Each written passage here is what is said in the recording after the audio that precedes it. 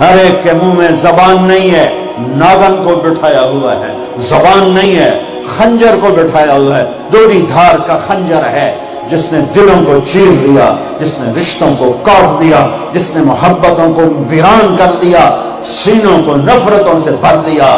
میرے بچے بچیوں، تمہاری ابتدائی عمر ہے، اسے میٹھا کر لو، اسے میٹھا کر لو، اسے محبت سے بھر دو۔ جس ملک کی نوجوان نسل برباد ہو جائے اسے ٹیکنالوجی اونچا نہیں لے جا سکتی۔ جس ملک کی نوجوان نسل غیرت مند ہو، عزت دار ہو، دامن پاک ہو، صاف ہو، نظروں میں حیا ہو، پاکیزگی ہو، وہ ٹیکنالوجی کے بغیر بھی ہواؤں میں اڑتے ہیں۔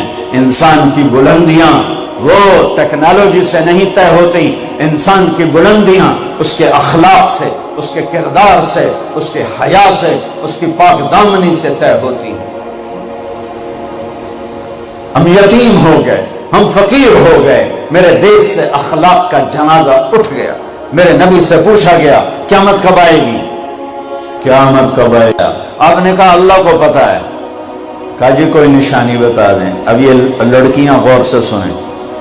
آپ نے ان کا یا رسول اللہ کوئی نشانی بتا دیں، تو میرے نبی نے فرمایا جب بیٹیاں بھی ماں کو ذلیل کریں گی تو قیامت آ جائے گی۔ بیٹیاں نام لیا خاص طور پر کہ بیٹے تو ہوتے ہی ہیں نافرمان، اکثر بہت کم ماں باپ ہیں جن کو اولاد سے ٹھنڈی ہوا آتی ہے، ورنہ گرم ہوا ہی جھیلتے رہتے ہیں۔ میرے نبی نے فرمایا جب بیٹیاں بھی ماں کو ذلیل کریں گی تو قیامت آ جائے گی۔ یہ نہیں کہا جب کفر پھیلے گا تو قیامت آئے گی، پتھروں کی پوجا ہوگی تو قیامت آئے گی، کہ جب بیٹیاں ماؤں کو ذلیل کریں گی تو قیامت آ جائے گی۔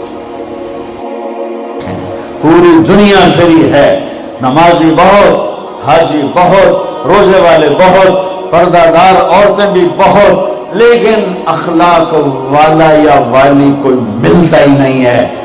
یتیم ہو گئی دنیا، بانجھ ہو گئی دنیا، خالی ہو گئی دنیا، پھر کے اکھیاں تھک گئیں، پر محبت دینے والے کرنے والے نظر ہی کوئی نہیں آتے ہیں۔